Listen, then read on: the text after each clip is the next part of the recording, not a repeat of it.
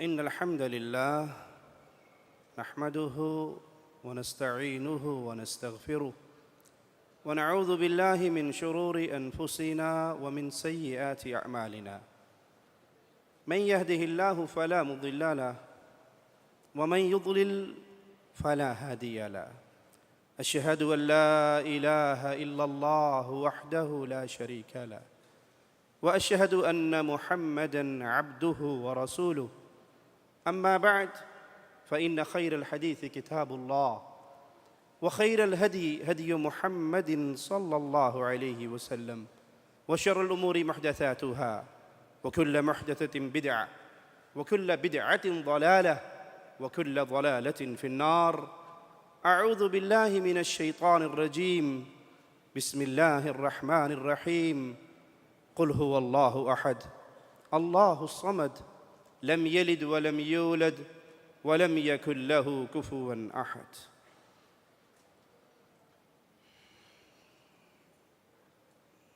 انسان کا دل بڑی قیمتی دولت ہے، اور دل پاک صاف ہو بڑا ہی خوش نصیب ہے وہ انسان۔ پیارے حبیب جناب محمد الرسول اللہ صلی اللہ علیہ وسلم ایک دن اپنے اصحاب سے کہتے ہیں کہ یہ جو مسجد میں داخل ہونے لگا ہے، ابھی جو شخص تمہارے پاس آنے والا ہے، میں گواہی دیتا ہوں یہ جنتی ہے۔ اگلا دن پھر ہوا، آقا علیہ الصلاۃ والسلام نے پھر فرمایا اب جو شخص آنے والا ہے میں گواہی دیتا ہوں یہ جنتی ہے۔ تیسرے دن پھر یہی ماجرا،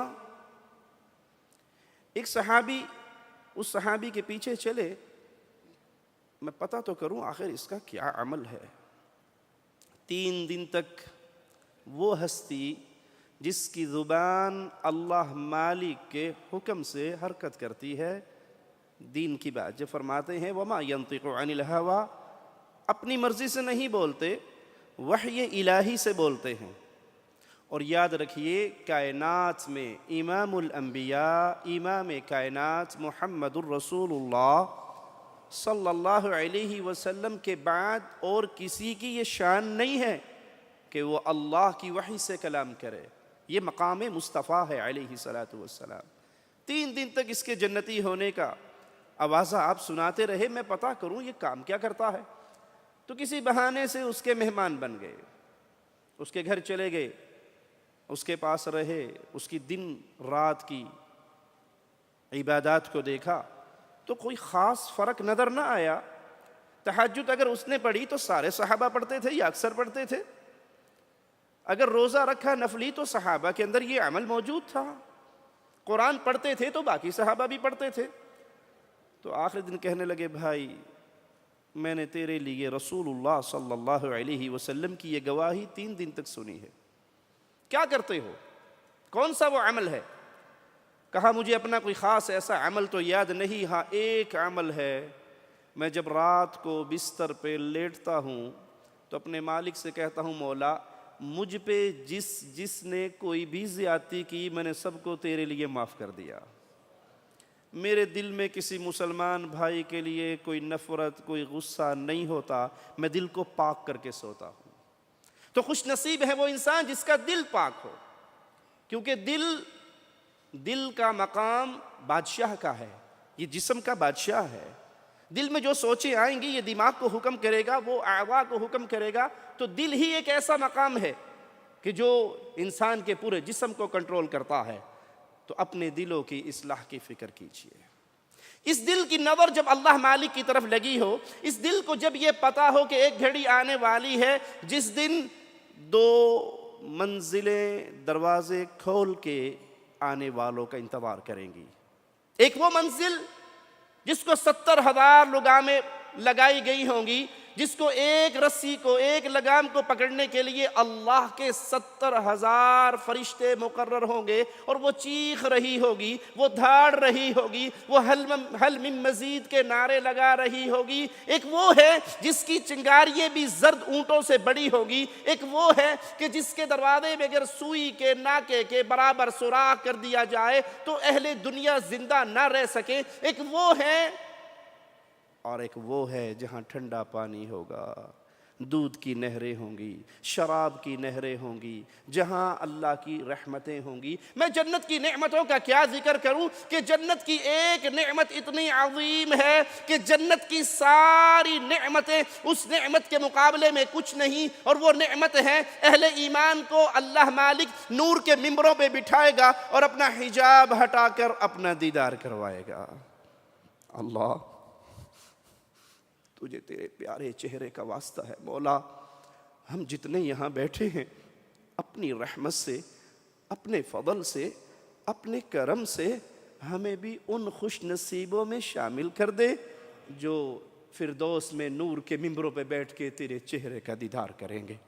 اور اللہ کی قسم، جنت کی اس نعمت کے بعد، حالانکہ پیارے حبیب علیہ السلام نے تو ادنا سی جنت کا ذکر کرتے ہوئے فرمایا تھا کہ جنت میں ایک بالشت، یا ایک روایت میں جنت میں ایک کوڑا رکھنے کی جگہ، دنیا اور دنیا میں جو کچھ ہے وہ کوئی انسان وہ دولت لے کے آ جائے تو جنت کی ایک بالشت زمین کی قیمت ادا نہیں کر سکتا۔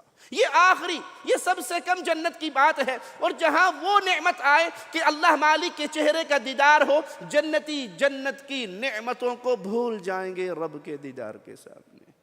جب نظر اس دل کی اس قیامت پر ہو، جب نظر اس دل کی اس آخرت کے مقام پر ہو، نظر اس دل کی اس جگہ پر ہو جہاں جانے کے بعد دنیا کا کوئی غم کسی کو یاد نہ رہے گا۔ آقا علیہ السلام فرماتے ہیں ایک شخص کو بلایا جائے گا جس نے زندگی غموں میں گزاری ہوگی، جنت کی ایک سیر کروا کے پوچھا جائے گا کبھی دنیا میں کوئی غم دیکھا؟ وہ کہے گا اللہ ساری زندگی ایسے مزے سے ہی گزار کر آیا ہوں۔ جب اس دل کی نظر اس آخرت پہ ہو تو پھر یہ دل اللہ کی محبت سے سرشار رہتا ہے، رب کے خوف سے سرشار رہتا ہے، اس کی امیدیں اللہ پر ہوتی ہیں، یہ غیر اللہ سے اپنے دامن کو توڑا لیتا ہے۔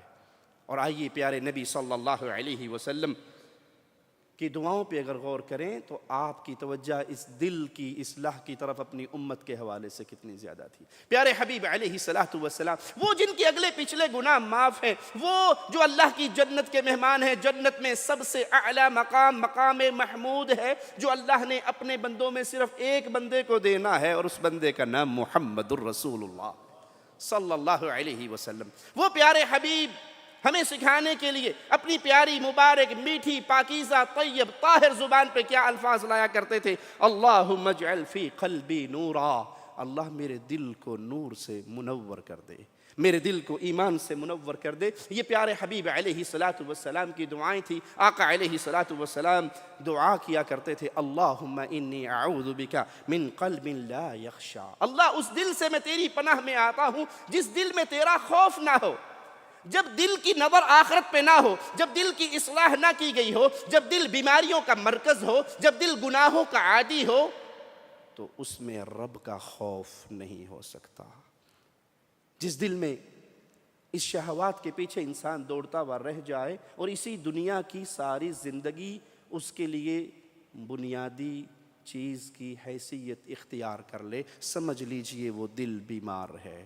جو دل اللہ کا خوف نہ رکھے، جس دل میں کیمرے کا ڈر تو ہے، دبئی میں اوور سپیڈ ہو تو جرمانہ لگتا ہے نا ٹھیک ٹھاک، وہ کیمرے کے ڈر سے تو سلو ہو جاتا ہے، لیکن رب کے ڈر سے مسجد میں نہیں آتا۔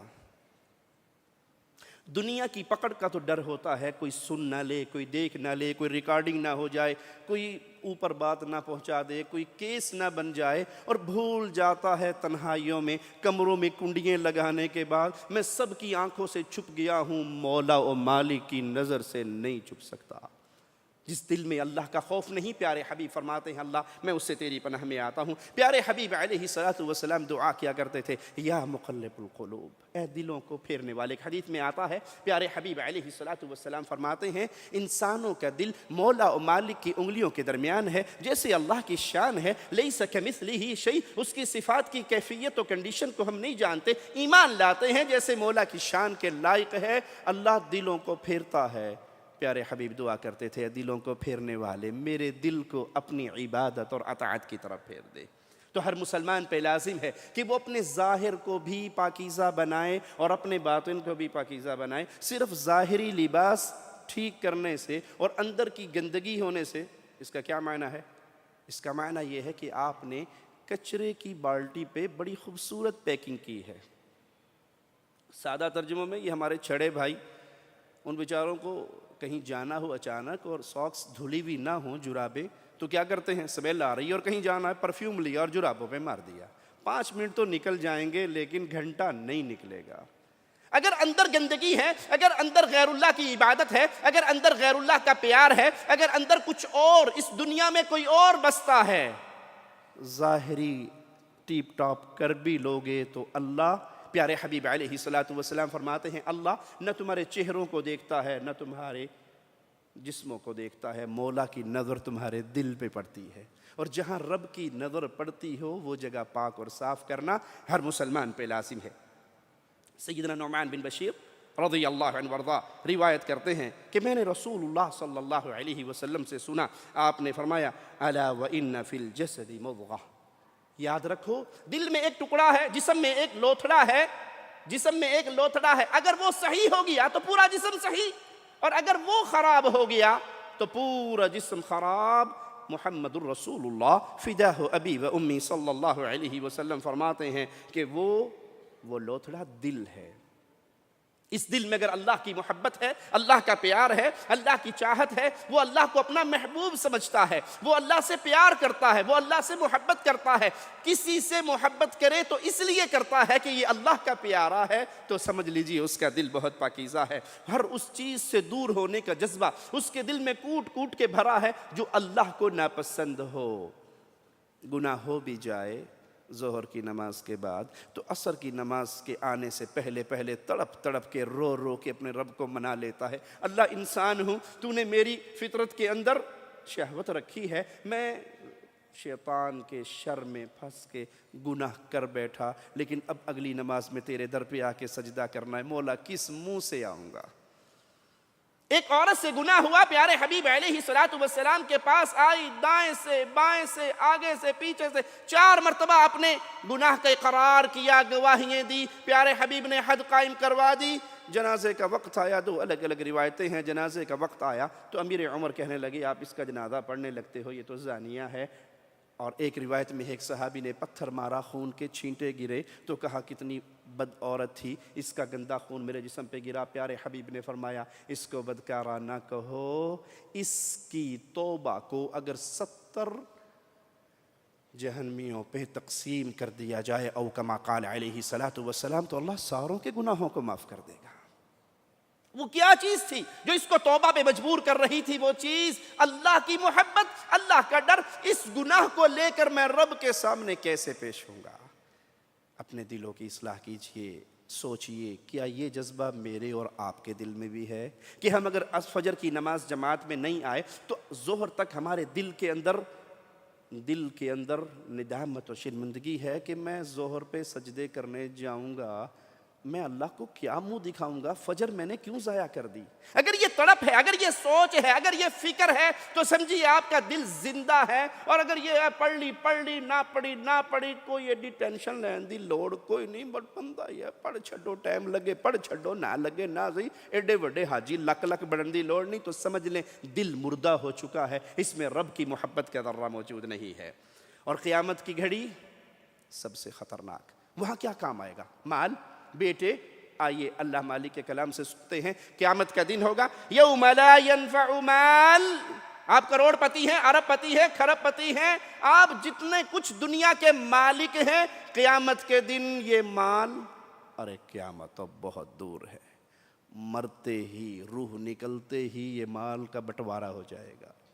اللہ کی قسم میں ایسی حالتوں کو جانتا ہوں۔ ابھی باپ کی لاش زمین کے اندر دفن نہیں ہوئی تھی کہ بیٹوں میں پینشن والی رقم پہ لڑائی ہو رہی تھی۔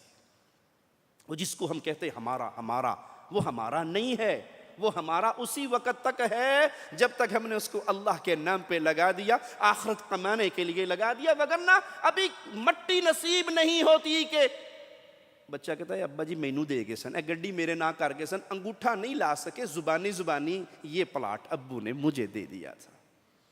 قیامت کے دن مال کام نہیں آئے گا، ولا بنون، نہ بیٹے کام آئیں گے۔ میرے بیٹے ہیں 10 ہیں، 5 ہیں، 4 ہیں، 3 ہیں، 2 ہیں، اگر میں نے ان بیٹوں کو مسلمان بنایا ہے، اگر میں نے ان بیٹوں کو قرآن کا قاری بنایا ہے، اگر میں نے ان بیٹوں کو تہجد پڑھنے والا بنایا ہے، میں نے ان بیٹوں کو انٹرنیٹ کی دنیا کا تو ماہر بنایا، میں نے ان بیٹوں کو ڈاکٹر انجینئر پروفیسر تو بنایا، میں نے ان کو MBA تو کروایا، میں نے دنیا کی اعلیٰ سے اعلیٰ تعلیم دی جس سے اسلام منع نہیں کرتا۔ اپنے ذہن میں یہ نا مولوی صاحب بڑے سخت ہیں، نہیں، اسلام اجازت دیتا ہے ڈاکٹر بناؤ، انجینئر بناؤ، بچوں کو اعلیٰ سے اعلیٰ تعلیم دو، لیکن سب سے پہلے بیٹے کو مسلمان بناؤ، بیٹے کو اس راستے پہ چلاؤ کہ آپ جنت میں ہو اور آپ کا درجہ بلند ہو جائے، اور مالک سے پوچھو اللہ میں تو جنت میں آ گیا، میرا درجہ کیوں بلند ہو؟ اور جواب ملے تیرا بیٹا تیرے لیے دنیا میں رہتے ہوئے دعا کرتا ہے۔ جس نے اپنے بیٹے کو کڑوی سی بات ہے لیکن ہضم کرنے کی کوشش کرنا، جس نے اپنے بیٹے کو FSC کروا دی، BSc کروا دی، MSc کروا دی، جنازے کی دعائیں یاد نہیں کروائی، ماشاءاللہ بڑا خوش نصیب ہے نا۔ وہ جنازے پہ، باپ کے جنازے پہ اگر کیا کہے گا 2 رکعت نماز انہیرا جو حال امام دا ہوئی میرا، اسے یہ نہیں پتا کہ جنازہ پڑھنا کیسے ہے، وہ تو امام کے پیچھے چلے گا۔ بیٹا خوش نصیب اسی کا ہے، باپ خوش نصیب وہی ہے جس نے اپنے بیٹے کو اس راستے پہ چلایا کہ مرنے کے بعد بھی اس کے درجات اللہ کے ہاں بلند ہو۔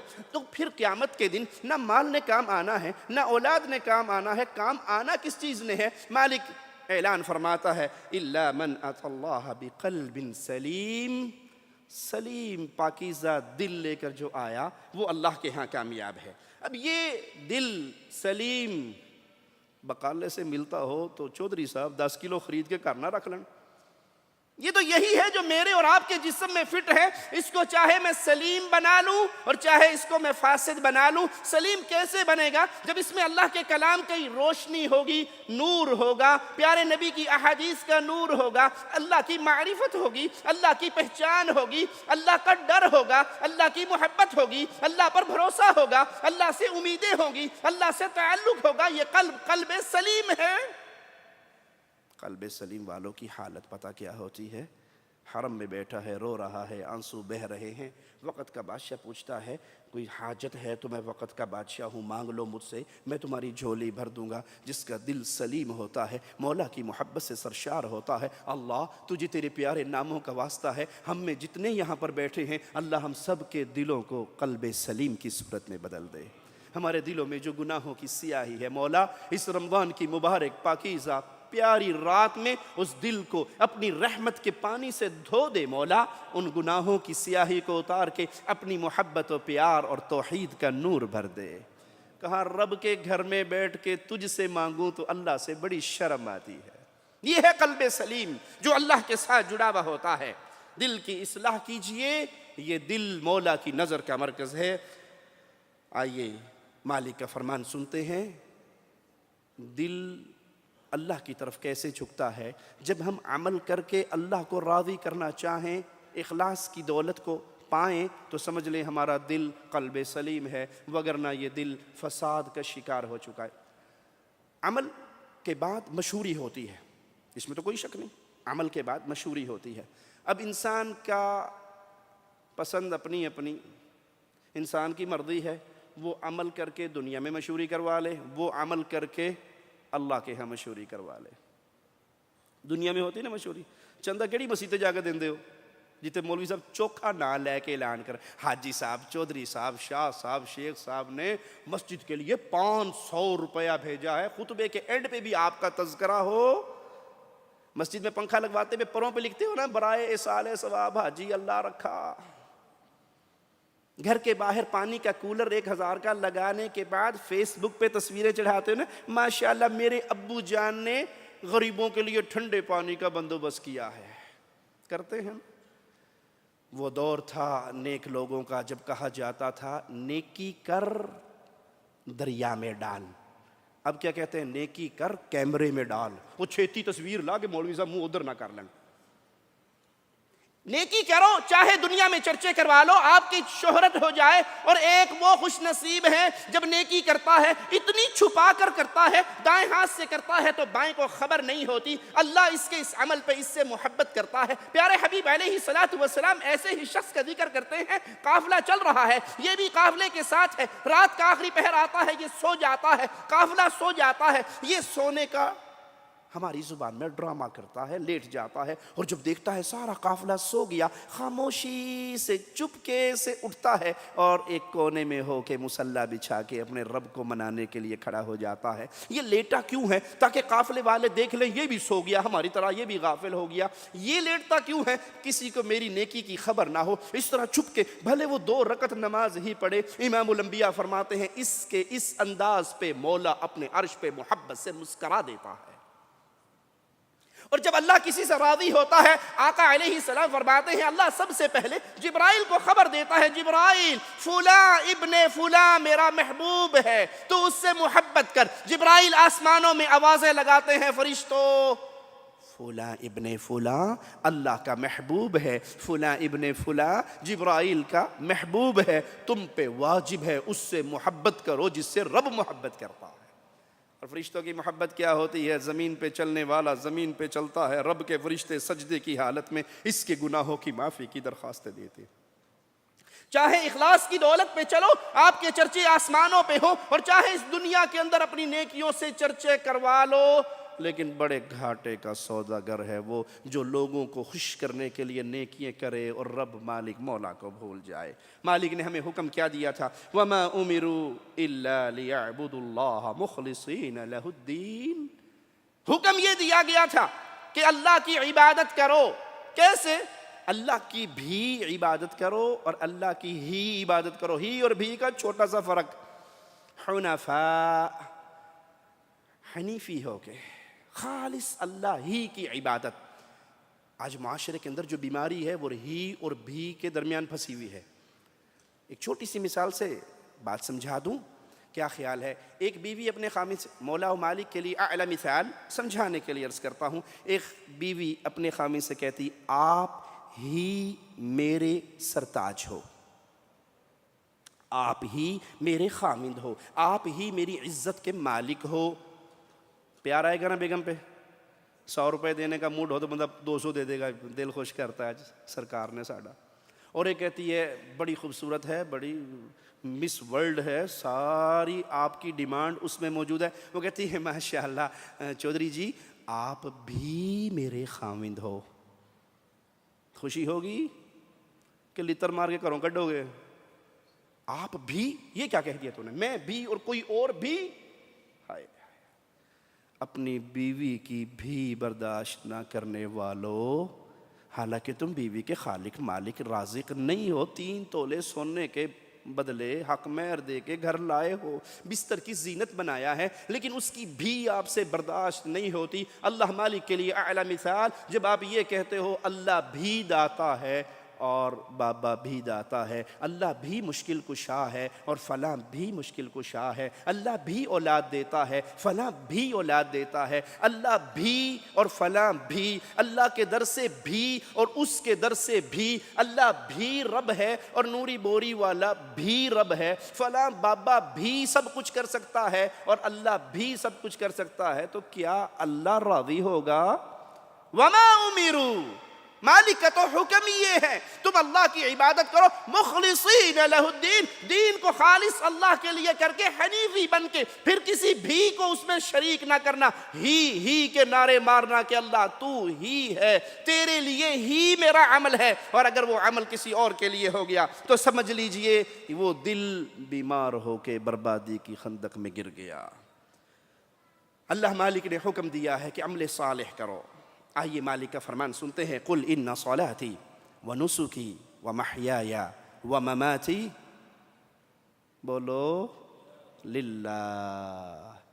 اے نبی کہہ دیجئے، سنا دیجئے قیامت تک آنے والوں کو، ہم آپ کی آواز پہنچائیں گے، کہہ دیجئے کیا؟ ان صلاتی، میری نماز، میری قربانی، میرا جینا، میرا مرنا کس کے لیے؟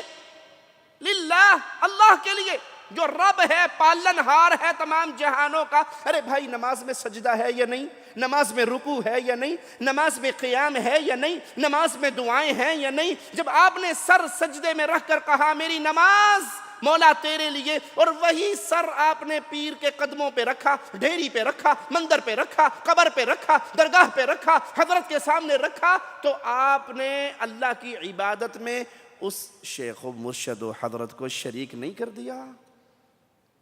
آپ کو تو حکم یہ تھا کہ آپ اپنے ایک ایک عمل کو تولیں، ناپیں، اور پھر اعلان کریں یہ سب اللہ کے لیے ہے۔ وہ اللہ ہے کون؟ لا شریک لہ، اس کا کوئی شریک نہیں ہے، اس کا کوئی پارٹنر نہیں ہے، اس کا کوئی حصے دار نہیں ہے، اس کا کوئی ساجی ساتھی نہیں ہے۔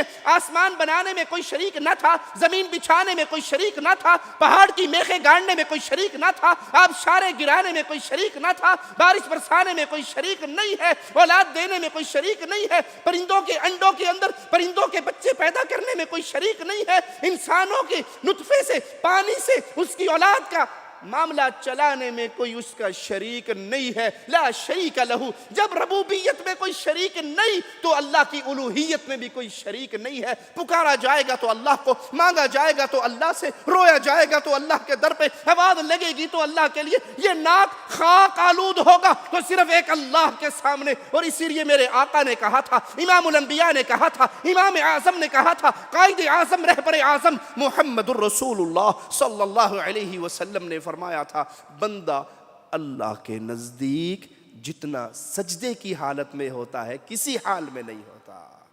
ارے سجدے میں تو میں دور ہوا ہوں، کھڑا ہوا تو میرا سر کچھ اونچا تھا، سجدے میں گیا تو میں 5 فٹ نیچے ہوا، لیکن سجدے میں نے جو ذلت، جو خشوع، جو خضوع اللہ کے لیے اختیار کیا، اللہ نے اس کو قبول کر کے مجھے انتہائی بلندیوں پہ پہنچا دیا۔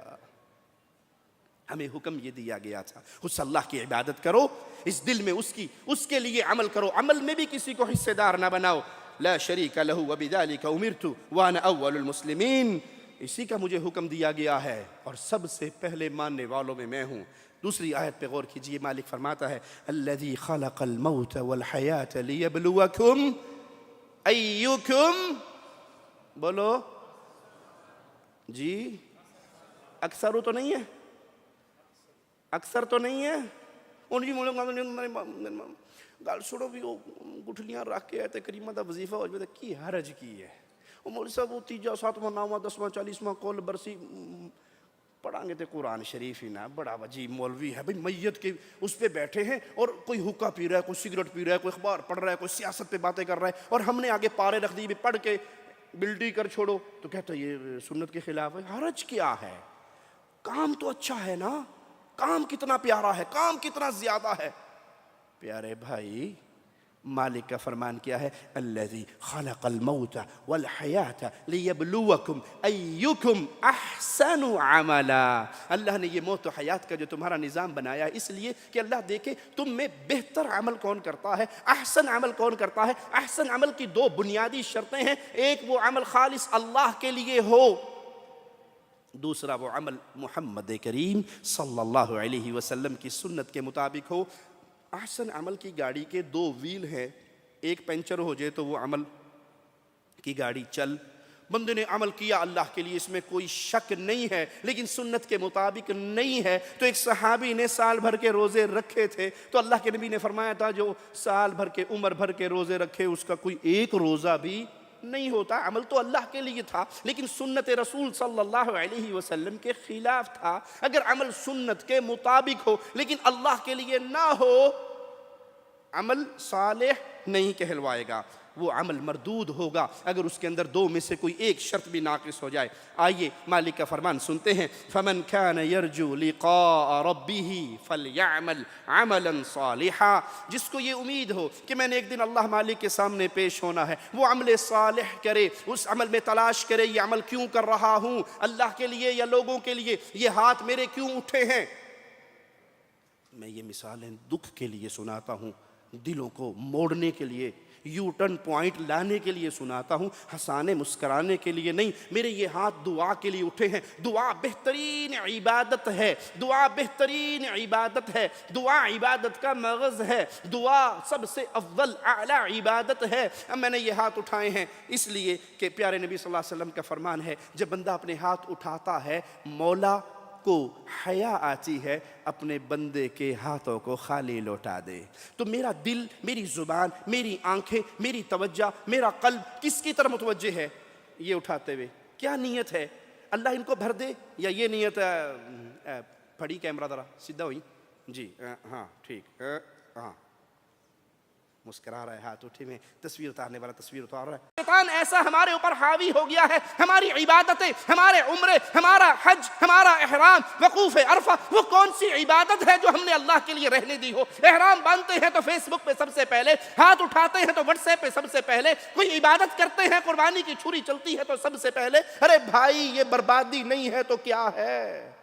آپ کو حکم تھا، مجھے حکم تھا، عمل کر کے کسی کو شریک نہ بنانا۔ ایک تو ہے سجدہ غیر اللہ کے لیے کیا جائے، عبادت میں کسی کو شریک کیا جائے۔ اللہ کی غیرت اتنی عظیم ہے کہ عمل کے اندر بھی اگر آپ نے کسی اور کو شریک کر دیا تو اللہ اپنے ہاتھ اٹھا لیتا ہے، اس عمل کی طرف توجہ ہی نہیں فرماتا۔ جس کو یہ امید ہے کہ اس نے اللہ کے سامنے کھڑا ہونا ہے، وہ عمل صالح کرے، اخلاص کی دولت سے مالا مال ہو، ریاکاری کے بیج کو کھرچ کے اپنے دل سے پھینک دے، اور پھر وَلَا يُشْرِكْ بِعِبَادَةِ رَبِّهِ أَحَدًا، اللہ کی عبادت میں کسی کو پارٹنر نہ بنائے۔ وہ کام جو عبادت ہے خالق و مالک کے لیے، وہ کسی اور کے لیے نہ کرے۔ وہ رکوع ہو اب کسی پیر کو نہیں ہوگا، وہ سجدہ ہو کسی قبر و درگاہ کو نہیں ہوگا، وہ نیاز ہو تو پھر وہ کسی بابا جی کے نام پہ نہیں ہوگی، وہ قربانی ہو کسی کے نام پہ نہیں ہوگی۔ سیدنا علی فرماتے ہیں لعن اللہ من ذبح لغیر اللہ، جو اللہ کو چھوڑ کے مردوں کے نام پہ، میتوں کے نام پہ، ڈھیریوں کے نام پہ، قبروں کے نام پہ، مندروں کے نام پہ ذبح کرتا ہے، اللہ کی لعنت برستی ہے۔ اور لعنت کا معنی ہے طرد من رحمت اللہ، اللہ کی رحمت سے اس کو ٹھوکر مار دی جاتی ہے۔ اگر اسے امید ہے کہ میں نے اللہ کے سامنے پیش ہونا ہے تو اپنے عمل کو عمل صالح بنائے اور شرک کی غلاظتوں سے اپنے آپ کو بچائے۔ جس دل میں ریاکاری کا فتنہ ہے وہ دل بیمار ہے اللہ کے لیے، اس دل کی اصلاح کیجئے۔ اور اصلاح ہوگی کیسے؟ اس عمل سے اللہ کو راضی کرنے کا سوچ اپنے دل میں لائیں اور مالک کا فرمان اپنے سامنے رکھیں۔ یہ قرآن شفا ہے، بیمار دلوں کی شفا قرآن میں ہے۔ اور ابن قیم رحمہ اللہ کا جملہ بڑا خطرناک ہے، جس کو قرآن سے شفا نہ ملی اس کو کسی چیز سے شفا نہیں مل سکتی۔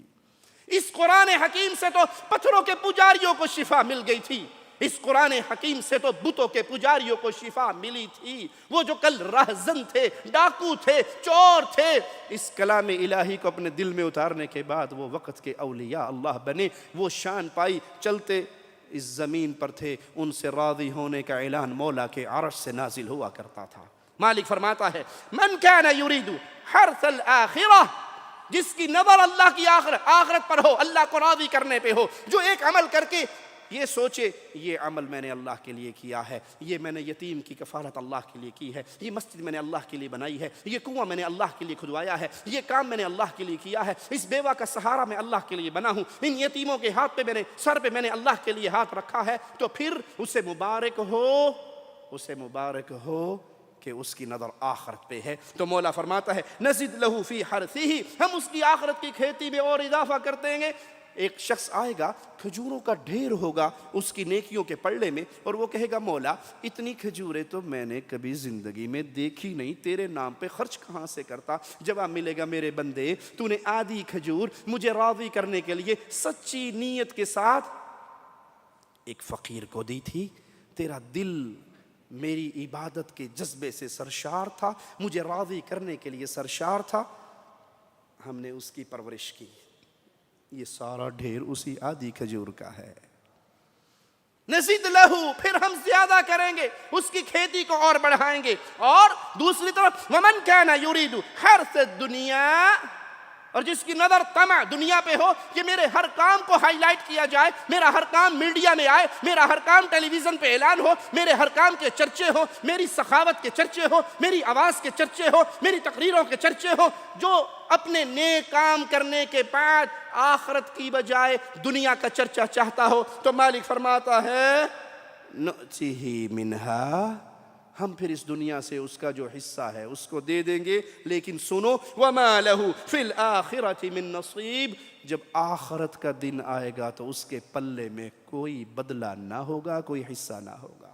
مرضی ہے اپنی اپنی، پسند اپنی اپنی ہے، چاہے نیکیاں کر کے آخرت کا سودا کر لو، وہ آخرت جہاں موت کو ذبح کر کے اعلان کر دیا جائے گا موت کو موت آ گئی، جنتی ہو تمہیں موت نہیں آنی، اہل نار تمہیں موت نہیں آنی، چاہے اس زندگی کا سودا کر لو جہاں کا پہلا دن 50,000 سال لمبا ہے، چاہے اس زندگی کا سودا کر لو جہاں دوست بیوی ماں باپ بہن بھائی سے انسان دوڑتا پھرے گا، حشر کے میدان میں بھاگتا پھرے گا، جان چھڑاتا پھرے گا، اور چاہے اس 60 سالہ زندگی کا 70 سالہ بیکار زندگی کا جو ایک مسافر کی زندگی ہوتی ہے اس کو سجا لو اپنی نیکیوں کے ذریعے۔ آئیے مالک کا فرمان سنتے ہیں، مولا فرماتا ہے اہل جنت کا حال بیان کرتے ہوئے، جن کے دل پاک و صاف ہیں ان کی حالت کیا ہے، وہ کیا کہتے ہیں، انما نطعمکم لوجہ اللہ لا نرید منکم جزاء ولا شکورا، ہم تمہیں کھلاتے تھے، یتیموں کو کھلاتے تھے، بیواؤں کو کھلاتے تھے، مسکینوں کو کھلاتے تھے، ہم یہ عمل کرتے تھے کیوں؟ اللہ کو راضی کرنے کے لیے، تم سے شکرانے کے الفاظ نہیں سننا چاہتے تھے، ہم تم سے جزائے خیر کے الفاظ، تم سے دعاؤں کا معاملہ نہیں تھا، ہم نے یہ تمہیں کھانا کھلایا، ہم نے تمہیں پانی پلایا، ہم نے تمہارا پیٹ بھرا، اللہ کے دیے ہوئے مال کو تمہارے پر خرچ کیا، کیوں؟ اللہ راضی ہو جائے۔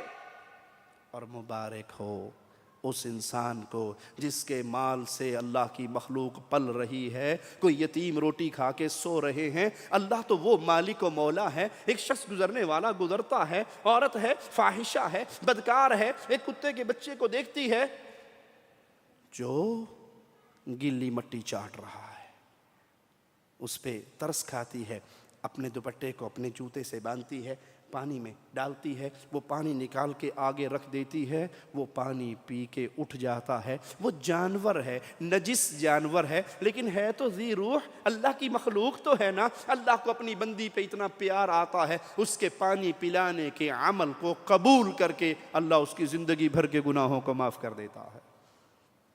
اور پیارے بھائی، یہاں ایک شخص کی حالت احادیث میں موجود ہے، کنویں میں اترتا ہے، ایسا کنواں جس کے اندر پتھر تھوڑے تھوڑے باہر نکلے ہوئے ہیں، پانی بہت گہرا ہے، ڈول کوئی نہیں ہے، وہ پکڑتا ہوا ہاتھوں کو لیتا ہوا بڑی مشکل سے نیچے اتر کے پانی پیتا ہے، پیاس بجھاتا ہے، پھر بڑی مشکل سے چڑھتا ہوا کنارے تک پہنچتا ہے، کنارے پہ آ کر دیکھتا ہے ایک جانور کتا پیاس سے تڑپ رہا ہے، مٹی کھود کے گلی مٹی کو چاٹ رہا ہے۔ اب اس کو خیال آتا ہے کہ یہ تو بڑا مشکل کام ہے، میں تو اپنے لیے بڑی مشکل سے اترا، لیکن یہ بھی تو اللہ کی مخلوق ہے، پھر دوبارہ اترتا ہے، پانی لے کس میں، ڈول ہے نہیں، رسی ہے نہیں، اپنے موزے کو اتارتا ہے، پانی سے بھرتا ہے۔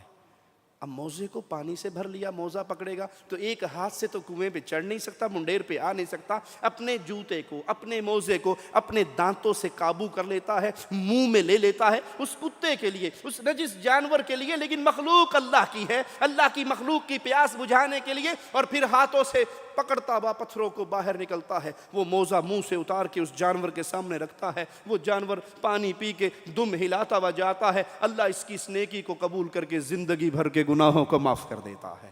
ارے جو کتوں کو پانی پلانے پہ جہنم کی آگ سے بچا دے، وہ کلمہ پڑھنے والوں کو افطاری کروانے پہ معاف نہیں کرے گا؟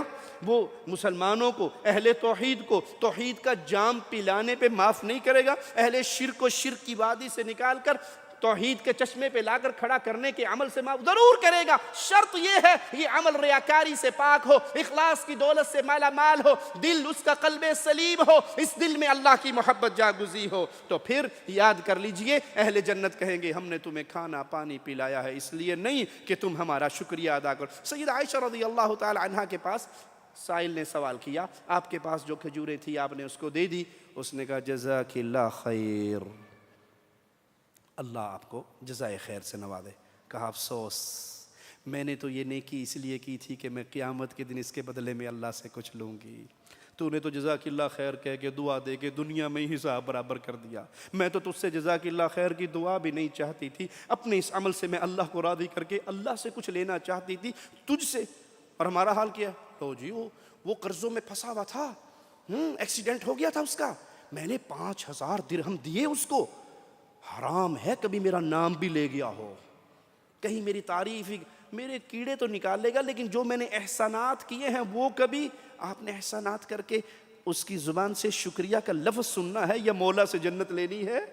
یہ دلوں کی حالت ہماری بیان کرتی ہے. اللہ ہمارے حال پہ رحم فرمائے. رسول اللہ صلی اللہ علیہ وسلم کا فرمان مسند احمد میں موجود ہے. پیارے حبیب علیہ الصلوۃ والسلام سے سائل سوال کرتا ہے, ایک شخص میدان جہاد کے لیے نکلے, اس کی نیت یہ ہے کہ اللہ کو راضی کرنا ہے, میدان جہاد میں جانا ہے, اللہ کے لیے توحید کو پھیلانے کے لیے مارکا ہے, لیکن تھوڑی سی دل کے اندر یہ خواہش بھی ہے کہ مال غنیمت میں سے بھی حصہ مل جائے نا تو بڑی اچھی بات ہوگی. حدیث میں آتا ہے اگر اس کے دل میں ایک رسی کا خیال ہو کہ مجھے بکری باندھنے کے لیے ایک رسی مال غنیمت میں سے مل جائے, باقی سارا 99.99 اس کی نیت ہے کہ اللہ راضی ہو جائے, اور 0.1 اس کی نیت ہے کہ 0.01 اس کی نیت ہے کہ ایک رسی 2 رسییں بھی مل گئی تو کام چل جائے گا, اللہ مالک اس پورے عمل سے ہی چہرے کو موڑ لیتا ہے اور اس کے عمل کو قبول نہیں کرتا. او بھائی, جو اللہ عملوں میں کسی کی شراکت برداشت نہیں کرتا وہ سجدوں میں شراکت برداشت کرے گا, وہ دعاؤں میں شراکت برداشت کرے گا, وہ یا اللہ مدد اور یا علی مدد کے نعروں کو قبول کرے گا. اللہ بھی مشکل کشا اور مولا علی بھی مشکل کشا کے نعروں کو پسند کرے گا, وہ بیت اللہ کے طواف اور قبروں کے طواف کو پسند کرے گا. وہ اللہ جو عمل میں شراکت مال غنیمت کی فکر کو پسند نہیں کرتا, سارے عمل کو ٹھکرا دیتا ہے, وہ مولا عبادت میں کسی کی شراکت کو کیسے برداشت کرے گا؟ پیارے حبیب علیہ الصلوۃ والسلام فرماتے ہیں, سیدنا ابو ہریرہ رضی اللہ عنہ سے روایت ہے, اللہ کے حبیب علیہ السلام نے فرمایا حساب و کتاب کی جب مجلس لگے گی قیامت کے دن 3 شخص کو لایا جائے گا, ان میں ایک شہید ہوگا, ایک سخی ہوگا, ایک قاری قرآن ہوگا. پیارے حبیب علیہ الصلوۃ والسلام فرماتے ہیں شہید سے اللہ پوچھے گا اپنی نعمتوں کو یاد کروانے کے بعد کیا کر کے آیا؟ شہید کہے گا قاتلت فی سبیلک حتی قتلت, اتنا مار کا لڑا کہ لڑتے لڑتے میری گردن مار دی گئی. مالک فرمائے گا ہاں گردن تیری مار دی گئی, لیکن کیوں؟ کہے گا تیرے لیے. اللہ کہے گا جھوٹ بولتا ہے, کذاب ہے تو نے اس لیے مار کا لڑا. یقال لک جری, لوگ کہیں بڑا کمانڈر ہے, بڑا مجاہد ہے, ہر وقت صف اول پہ رہتا ہے, لوگ تیرے چرچے کریں. فقد قیل, جو تیرا مقصد تھا اہل دنیا نے پورا کر دیا. اذهبوا به الى النار, کھینچو اور جہنم میں پھینک دو. قاری قرآن کو بلایا جائے گا, عالم کو بلایا جائے گا, کیا کرتا رہا؟ قرآن پڑھتا رہا, پڑھاتا رہا. قرآن پڑھنے پڑھانے والا کائنات کی افضل ترین ہستی ہے. آقا نے فرمایا خیرکم, تم سب میں سب سے بہتر مبارکباد کے لائق وہ ہے جو رب کے کلام کو پڑھے اور پڑھائے. اس سے پوچھا جائے گا کیا کیا؟ کہ قرآن پڑھتا رہا, پڑھاتا رہا. کہا کس لیے؟ کہا تیرے لیے. کہا جھوٹ بولتا ہے تو, اس لیے نہیں بلکہ اس لیے تیرے چرچے ہوں. آواز بڑی پیاری ہے, سواد آندا تے مولوی دے مگر آندا ہے, تقریر سننی تے مولوی سے سن, باقی تو سارے ایویں ہی نے, بٹ ٹائم ہی ضائع ہوندا ہے. اے مولوی بڑا سوہنا بولدا ہے. آپ کی نیت یہ تھی لوگوں میں چرچے ہو جائیں. فقد قیل اذهبوا به الى النار, مقصد دنیا والوں نے پورا کر دیا, اٹھاؤ اور جہنم میں پھینک دو.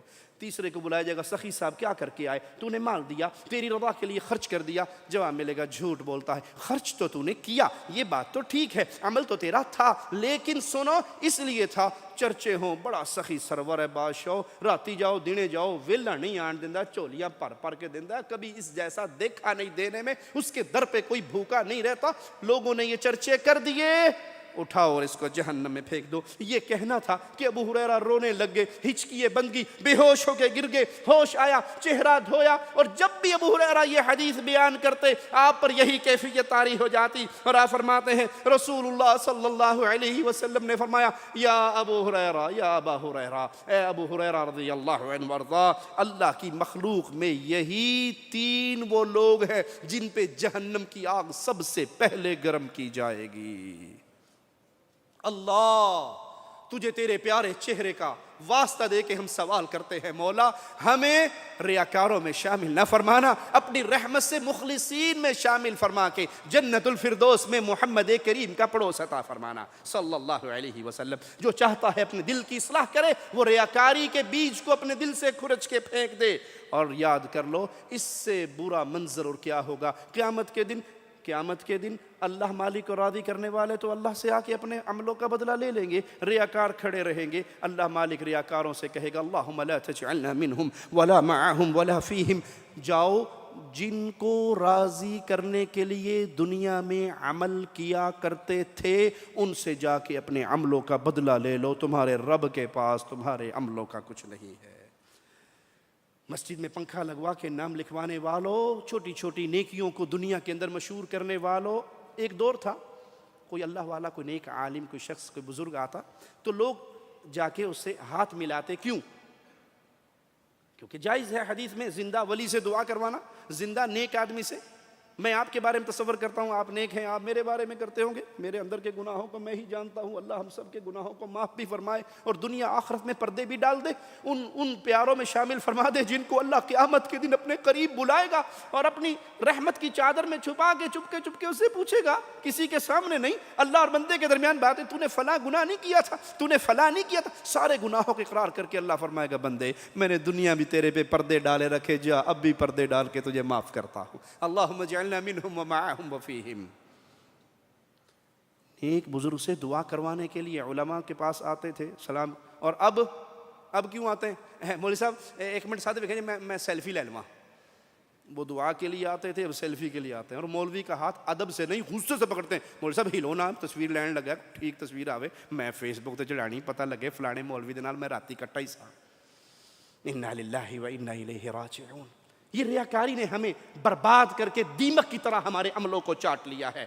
دل کی اصلاح کرنی ہے تو بڑا پیارا ذریعہ ہے، اس دل کو اللہ کی طرف موڑ دیجئے، اللہ پہ بھروسہ کیجئے، توکل اللہ کی طرف کیجئے۔ آئیے سیدنا سعید بن جبیر رحمہ اللہ کا قول سنتے ہیں، فرماتے ہیں اللہ کی ذات پر توکل و اعتماد ہی ایمان کی جڑ ہے۔ ایمان کی جڑ، درخت کی جڑ، اسی کے سر پہ پورا درخت کھڑا ہے، تو ایمان کی جڑ یہ ہے کہ انسان کے بھروسے، انسان کی امیدیں، انسان کے توکل صرف ایک اللہ پر ہوں۔ اور اس کی حقیقت کیا ہے؟ اسباب اختیار کرنے کے ساتھ، اسباب چھوڑ کے نہیں، توکل والی بات نہیں ہے، اسباب اختیار کرنے کے بعد پھر انسان اللہ کی ذات پہ بھروسہ رکھے اور امید رکھے کہ اللہ مالک شفا دینے والا ہے، بیمار ہوا ہے دوائی استعمال کرتا ہے، سبب اختیار کرتا ہے، اور پھر اللہ پر بھروسے۔ ایک صحابی سے پوچھا تیری سواری کہاں ہے؟ کہا اللہ کے بھروسے پہ باہر چھوڑ دی، تو آپ نے کیا کہا؟ اعقلھا، گھٹنا باندھو، سبب اختیار کرو، پھر اللہ پہ بھروسہ کرو۔ اور یہی پیارے حبیب علیہ الصلوۃ والسلام کی سیرت ہمیں سکھاتی ہے کہ اللہ کے نبی نے اسباب اختیار کیے۔ جنگ احد میں پیارے نبی نے 2 زرہ پہنی، کیوں؟ اللہ پر بھروسہ نہیں تھا، اللہ کے نبی کو بھروسہ تھا، لیکن امت کو درس دینا تھا کہ توکل کا معنی ہے سبب اختیار کرو لیکن سبب کو کچھ نہ سمجھو، سب کچھ اللہ کو۔ مثال دیتا ہوں، آپ کو بخار ہو گیا، پیناڈول کی گولی کھا رہے ہیں، اور آپ کھاتے ہوئے دعا کریں اللہ گولی کھا رہا ہوں، اس گولی میں کچھ نہیں ہے، تیرے حکم میں شفا ہے، یہ سبب ہے، پیارے حبیب کی سنت سے ثابت ہے میں کر رہا ہوں، لیکن اصل شفا اس میں نہیں ہے۔ شفا یہ میڈیکل سٹور کا شفا خانہ، وہ شفا خانہ نہیں ہے، وہ دوا خانہ ہے۔ شفا خانہ وہاں سے دوا ملتی ہے، دوا میں شفا نہیں ہے، شفا اللہ کے حکم میں ہے۔ پیارے حبیب علیہ الصلوۃ والسلام مکہ میں داخل ہوئے، فتح مکہ کا موقع ہے، پیارے حبیب نے سر پہ لوہے کا خود پہنا، کیوں؟ کہ اللہ پر بھروسہ نہیں تھا؟ اللہ پر بھروسہ تھا، اور بھروسہ ہے ہی اس چیز کا نام کہ آپ سبب اختیار کرو لیکن امیدیں اللہ سے نہ توڑو۔ ہجرت کا سفر ہے، پیارے حبیب علیہ الصلوۃ والسلام راستہ دکھانے کے لیے ایک آدمی کو ساتھ لیتے ہیں، کیوں؟ کہ آپ کو اللہ پر بھروسہ نہیں تھا لیکن امت کو درس دینا تھا کہ یہ سبب اختیار کر کے۔ اور یہاں پہ ایک اور بات سمجھ آتی ہے، وہ جو کہتے ہیں جی اللہ کے نبی صلی اللہ علیہ وسلم کو علم غیب تھا تو سفر میں راستہ دکھانے والا بندہ کیوں لیا؟ علم غیب تھا تو راستہ دکھانے والا کیوں لیا؟ یہ سبب اختیار کر کے امت کو درس دیا۔ نکلے کس ٹائم؟ جب لوگ سو رہے ہیں۔ راستہ کون سا اختیار کیا؟ جو غیر معروف ہے، یہ ساری چیزیں کیا ہیں؟ اپنے پنجوں کے بل چل رہے ہیں، پورے قدم پہ نہیں چل رہے تاکہ کفار مکہ پیچھے آئیں تو قدموں کا نشان دیکھ کے پیچھے پیچھے نہ آئیں۔ یہ کیا ہے؟ یہ سب اسباب اختیار کر کے توکل کی حقیقت محمد کریم صلی اللہ علیہ وسلم بیان کر رہے ہیں۔ جامع ترمذی میں پیارے حبیب علیہ الصلوۃ والسلام کا فرمان سنیے، سیدنا عمر سے روایت ہے، پیارے حبیب کیا فرماتے ہیں؟ لو انکم کنتم توکلون علی اللہ، اگر تم اللہ پر بھروسہ کرو، کیسا؟ جیسے بھروسہ کرنے کا حق ہے۔ اللہ پر بھروسہ کرو کیسا؟ جیسے بھروسہ کرنے کا حق ہے، تو پھر لرزقتم کما ترزق الطیر، اللہ تمہیں ایسے رزق دے گا جیسے پرندوں کو دیتا ہے۔ پرندوں کے گھونسلے میں فریج ہوتا ہے نا بڑا سارا، جنرل کا، جی ہوتا ہے۔ بیگم کہتی ہے فریج کافی نہیں ہے، ڈیپ فریزر الگ چاہیے، اور فریج قربانی کا پورا بکرا جو اس میں چھپانا ہے، کسی غریب کو ایک بوٹی بھی نہیں دینی، اگلے 3 مہینے تک سارا گوشت ماسل ہے۔ قربانی تو گوشت سواد ہی اپنا، جو کلہ کھائے گا تو سواد ہی آئے گا، کسی غریب کو دے گا تو اگلے جان سواد آئے گا۔ پرندوں کے اس میں ہوتا ہوگا سٹور، کوئی چھوٹا سا سٹور، نیچے ایک گھونسلہ اوپر ہو ایک نیچے ہو، نہیں۔ صبح جب نکلتے ہیں تو کیسے پوٹے ان کے چپکے ہوئے ہوتے ہیں، خالی ہوتے ہیں، اور جب لوٹتے ہیں تب کیسے؟ جی بھرے ہوئے ہوتے ہیں۔ وہ کون سے صبح صبح نکلتے کسی بڑے پرندے کے مزار پہ جا کر کہتے ہو بھائی میں چڑیا ہوں، تو باز ہے، تیرے باز کے سامنے آ کر میں تیری قبر کا طواف کر کے دعا کرتی ہوں، باز صاحب روٹی کھوا دیں۔ کوئی چڑیا کسی باز کے مزار پہ جاتی ہے؟ جی کوئی کوا کسی چیل کے مزار پہ جاتا ہے؟ کوئی طوطا کسی مینا کی قبر پہ جاتی ہے؟ پھر روٹی کہاں سے کھاتے ہیں؟ میں سنی عقیدت والا ہوں، تو کیوں مجھ سے جلتا ہے؟ ایک میں کیا سارا زمانہ خواجہ کے در پہ پلتا ہے، یہاں خواجہ کا سکہ سنی کہ نہیں؟ جھوٹ تو نہیں کہہ رہا میں، پورا زمانہ خواجہ کے در پہ پلتا ہے۔ ہائے تو نے اپنے رب کو پہچانا ہی نہیں ہے۔ خواجہ کس کے رزق پہ پلتا تھا؟ خواجہ کے پیدا ہونے سے پہلے اس کا باپ کس کی روٹی کھا کے سوتا تھا؟ خواجہ کا دادا سکڑ دادا لکڑ دادا ٹھکڑ دادا کس کی روٹی کھا کے سوتا تھا؟ ارے جب اس کی نسل بھی نہیں تھی، آدم کس کی دیے ہوئے رزق پہ پلتے تھے؟ نوح کس کے رزق پہ پلتے تھے؟ کون ہے رزاق؟ خواجہ نہ دے گا تو پھر کون دے گا؟ رب سے تعلق سارے ختم۔ کبھی چڑیا نے بھی کہا باز نہ دے گا تو کون دے گا، تتر نہ دے گا تو کون دے گا، بٹیر نے کہا تتر نہ دے گا۔ پیارے حبیب فرماتے ہیں تم اللہ پر بھروسہ کرو، جیسے بھروسہ کرنے کا حق ہے، مولا تمہیں ویسے رزق دے گا جیسے پرندوں کو دیتا ہے۔ لیکن اس حدیث میں ایک اور راز بھی ہے۔ پرندے ماشاءاللہ اپنے گھونسلے سے نکل کے سامنے ٹالی پہ بیٹھ کے کیا کہتے ہیں؟ جی جو نصیب میں ہوگا مل لی جائے گا، کہتے ہیں نا ہمارے یہاں بھی۔ اور جی مول صاحب جو تقدیر میں میرا جنت میں جانے لکھا ہوا ہے تو نماز پڑھنے کا فائدہ کیا؟ جو لکھا ہے وہ ہو جائے گا۔ ہم کہتے ہیں پھر ڈیوٹی پہ آنے کا فائدہ کیا ہے؟ کنڈی مار کے بہ جا، جو تنخواہ لبنی لب بھی جائے گی، کوئی روٹی شوٹی کر آئی جائے گی، اس کے لیے دوڑے کیوں لگاتے ہو؟ انسان کتنا بے وقوف ہو گیا ہے۔ فجر کی نماز جب رازق کو راضی کرنے کے لیے آنا ہو تو آپ ذرا گلیوں کو دیکھیں، سڑکیں ویران ہوگی، سنسان ہوگی، مسجد میں مؤذن، امام، فراش یا 5-7 بابے بڈھے بیچارے چٹی داڑیوں والے ہوں گے، اور جوان کرکٹ میچ دیکھ کے رات 2 بجے فارغ ہو کے سوتے پے ہوں گے۔ جب رازق کو راضی کرنا ہو تو دنیا ویران ہے، اور جب 8 بجے رزق کی تلاش کے لیے نکلنا ہو تو 15 منٹ لیٹ ہو گیا، آج شارجہ پہنچنا ڈیوٹی ٹائم پہ مشکل ہے، گاڑیوں کا رش اتنا ہے، رزق کی تلاش میں دوڑتے ہو، رازق کو یاد کرنے کے لیے نہیں نکلتے۔ تو پرندے گھونسلوں سے باہر نکل کے ٹہنیوں پہ بیٹھ کے یہ نہیں کہتے جو نصیب میں ہے، وہ اڑتے ہیں، وہ دوڑتے ہیں، وہ بھاگتے ہیں، وہ تلاش کرتے ہیں، اللہ پر بھروسہ لیکن اسباب کو اختیار کرتے ہوئے۔ تو پھر نتیجہ کیا نکلے گا؟ تم ایسے رزق پاؤ گے جیسے اللہ فرشتوں کو دیتا ہے۔ ابن عباس سے روایت ہے، اہل یمن جب آتے حج کے لیے تو وہ یہ کہتے کہ ہمیں خرچہ پانی لے کے ساتھ چلنے کی ضرورت نہیں ہے، اللہ پر ہمارا بڑا بھروسہ ہے۔ اور جب وہ مکہ میں آتے اور ان کا خرچہ پانی ان کے پاس ہوتا نا، پیٹ بھرنے کے لیے پھر لوگوں کے سامنے ہاتھ دراز کرتے، سفر کا زاد راہ نہ لیتے۔ تو مولا نے یہ حکم نازل فرمایا وَتَزَوَّدُوا فَإِنَّ خَيْرَ الزَّادِ التَّقْوَىٰ، زاد راہ چلتے ہوئے لے لیا کرو، اور بہترین زاد راہ تو اللہ کا ڈر ہے۔ اسباب اختیار کرنے کا حکم ہمیں دیا گیا۔ اللہ کی ذات پہ توکل کرنا واجب ہی نہیں، واجبات کی فہرست میں بہت عظیم عمل ہے۔ وعلی اللہ فتوکلوا ان کنتم مؤمنین، ایمان کی شرط گردان دیا گیا ہے اس کو کہ اللہ پر بھروسے کرو، اللہ سے امیدیں لگاؤ، اللہ پر توکل کرو اگر تم مومن ہو۔ اور جب دل شرک کی بیماری سے اٹا ہوا ہو، بھرا ہوا ہو، تو پھر یاد کر لیجئے اس دل کی ہلاکت کو پھر کون اس سے بچائے گا؟ وہ دل بربادی کے راستے پہ چل رہا ہے۔ اللہ پر بھروسہ نہیں ہے لیکن پیر بابا کی پھونک پہ بڑا بھروسہ ہے۔ پیر بابا جلالی ہوں تو اس کی گالیوں پہ، بابا جی نے گال کٹ دی ساڈا کام بن گیا، پیر جی نے دھنکے شاہ نے سوٹا مار دیا تو بس وزارت کھری ہے، اب نہیں کوئی۔ بابا جی نے پتھر پہن کے، جی آپ نہیں سمجھتے جب سے بابا جی کے مزار سے یہ انگوٹھی لے کے پہنی سوکڑا مک گیا، بواسیر ختم ہو گئی، فلاں بیماری ختم، امام ضامن باندھ لیا، امام ضامن باندھنے کے بعد اب مولا علی کا ملنگ بن گیا ہوں، اب مجھے کوئی کچھ نہیں کر سکتا۔ ارے جو اللہ کی طرف سے مصیبت آئے اس پہ کوئی روک، اور اللہ نہ مصیبت ڈالنا چاہے تو کوئی ڈال نہیں سکتا۔ اللہ پر بھروسہ کیجئے۔ اچھا کیوں؟ کسی اور پہ کیوں نہ کروں؟ صرف اللہ پہ ہی بھروسہ کیوں مولانا صاحب؟ بابا جی کے مزار پہ کیوں نہ کروں؟ قبر پہ کیوں نہ کروں؟ پتھر پہ کیوں نہ کروں؟ مندر پہ کیوں نہ کروں؟ مورتی پہ کیوں نہ کروں؟ جواب میں نہیں، کلام الہی دے رہا ہے، آؤ سنو۔ اللہ پر بھروسہ کیوں ہو؟ وَتَوَكَّلْ عَلَى الْحَيِّ الَّذِي لَا يَمُوتُ، اس اللہ پر بھروسہ کرو جسے موت نہیں آنی۔ انبیاء کو موت آئی، اولیاء کو آئی، پیاروں کو آئی، نیکوں کو آئی، بزرگوں کو آئی، چھوٹوں کو آئی، بڑوں کو آئی۔ ایک وہ ہے جس کو موت نہیں آنی، اور وہ ذات صرف ایک اللہ کی ذات ہے، اس اللہ پر بھروسہ کیجئے۔ پیارے نبی صلی اللہ علیہ وسلم اور آپ کے صحابہ کی زندگی ہمارے لیے کھلا ہوا آوازہ ہے، کھلی ہوئی کتاب ہے۔ احد کا میدان اپنے سامنے رکھیے، جب لوگوں نے ڈرایا کہ ابھی ساری دنیا اکٹھی ہوگی، یہ ہو جائے گا، وہ ہو جائے گا، قرآن منظر پیش کرتا ہے، الذین قال لهم الناس ان الناس قد جمعوا لكم، لوگ آ گئے، فوجیں اکٹھی ہوگی، ڈر جاؤ ان سے، فخشوہم، ان کا خوف کھاؤ۔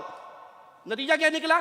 لوگ ڈرا رہے ہیں، فوجیں بڑھ رہی ہیں، فزادہم ایمانا، ان کا ایمان مومنوں کا اور بڑھ گیا۔ وقالو، اور آواز لگا کر کیا کہا؟ حسبنا اللہ ونعم الوکیل، ہمیں اللہ کافی ہے، بہترین کارساز ہے۔ اللہ کی قسم پوری دنیا ہلاک کرنے پہ تل جائے، نہیں کر سکتی جب تک مولا میری آخری گھڑی کا فیصلہ نہ فرما دے۔ پوری کائنات۔ اور چیلنج کے طور پہ ہم یہ بات کہتے ہیں، اگر بابوں بزرگوں کے ہاتھوں میں یہ سارا کچھ ہوتا، توحید کے دعات زندگی بھر زمین پہ چلتے پھرتے نظر۔ اہل توحید کے لیے سبق ہے، پیارے حبیب نے احد میں کہا تھا حسبنا اللہ، احزاب میں کہا تھا حسبنا اللہ، ابراہیم آگ میں گر رہے ہیں، فرشتہ پوچھتا ہے کوئی مدد چاہیے، کوئی حاجت ہے تو بتاؤ۔ کہاں حاجت تو ہے۔ کہا کیا حاجت ہے؟ کہا حاجت تجھ سے نہیں ہے، تیرے رب سے ہے، جس کے لیے میں آگ میں گر رہا ہوں وہ میرے حال کو تجھ سے بہتر جانتا ہے۔ حسبنا اللہ، مجھے اللہ کافی ہے۔ بیمار دل کا علاج ہے کہ اللہ کی طرف آؤ، اللہ سے محبت کرو، اللہ کے پیار کو دل میں جگاؤ، اللہ کا ڈر رکھو۔ اللہ کا ڈر، دل میں ایسا ڈر کسی اور کا نہیں ہو سکتا جو اللہ کا ہوگا۔ کیا آپ بندوق تان کے میرے سر پہ کھڑے ہو تو ظاہری اسباب کے تحت مجھے آپ سے ڈر لگے گا، آپ گولی مار سکتے ہو، لیکن جہاں ما فوق الاسباب کا ذکر ہو تو اللہ کے علاوہ کوئی کچھ کر نہیں۔ جی اس بابا جی کی درگاہ میں اگر چندہ نہ ڈالا تو یہ چلتے ہوئے گولی مار دے گا، یہ معاملہ ختم کر دے گا، تو یہ سب جھوٹ ہے۔ ڈر صرف اللہ کا رکھیے۔ کیسے؟ عمر کہتے ہیں گزر رہے ہیں، ماں کہہ رہی ہے پانی ملا دے دودھ میں، جواب ملتا ہے عمر نے منع کیا ہے۔ کہ عمر دیکھ رہا ہے، کہ عمر نہ دیکھے، عمر کا رب تو دیکھ رہا ہے۔ یہ اللہ کا ڈر ہے۔ وہ گوالے کی بیٹی عمر کی بہو بن گئی رضی اللہ عنہ وارضا۔ اللہ سے دعا ہے اللہ ہماری خطاؤں کو معاف فرمائے، اللہ ہماری سیاہکاریوں کو معاف فرمائے، اللہ ہمیں زندہ رکھے، ایمان پہ رکھے، اللہ ہمیں اپنے دلوں کی اصلاح کی توفیق عطا فرمائے۔ یہ دل اللہ کی محبت، اللہ کے پیار، اللہ پر بھروسے، اللہ پر امیدوں سے سرشار ہو، غیر اللہ کی محبت، غیر اللہ کا خوف کھرچ کے نکال دیا جائے۔ اس حال میں اللہ موت دے، اللہ ہم سے راضی ہو، ہم اپنے اللہ سے راضی ہوں، ہماری زبان سے آخری جملہ نکل رہا ہو لا الہ الا اللہ اور ہم اللہ کی جنت کی طرف روانہ ہو رہے ہوں۔ اللہ سے دعا ہے اللہ ہمارے مسلمان حکمرانوں پر رحم فرمائے، اللہ مذہبی امور کی وزارت دبئی کو جزائے خیر دے، جس نے یہ بہترین ملاقات کا موقع فراہم کیا، ہم نے بیٹھ کے اللہ کا ذکر کیا، اللہ ہمارا یہاں بیٹھنا قبول فرمائے، جنت میں جانے کا ذریعہ بنائے، اور اس مبارک راتوں میں اللہ ہمیں جہنم سے آزاد کر کے اپنی جنت کا وارث بنائے۔ اقول قولی هذا واستغفر الله لي ولكم ولسائر المسلمين فاستغفروه انه هو الغفور الرحيم۔